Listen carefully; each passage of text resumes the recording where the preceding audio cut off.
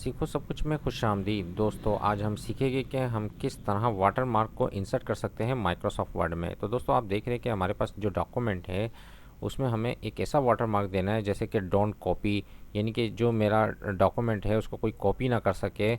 तो इस तरह का वाटरमार्क देना है मुझे। तो इसके लिए मुझे क्या करना होगा कि मुझे डिज़ाइन पर आना होगा। डिज़ाइन पर आने के बाद यहाँ आपको ऑप्शन मिलेगा वाटरमार्क का। जैसे ही मैं इस पर क्लिक करूँगा तो इसमें कॉन्फिडेंशियल आ रहा है। अगर आप कॉन्फिडेंशियल देना चाह रहे हैं डायगोनल शेप में तो आप इसको ले सकते हैं। अगर हॉरिजॉन्टल पर चाहिए तो आप इसको ले लें।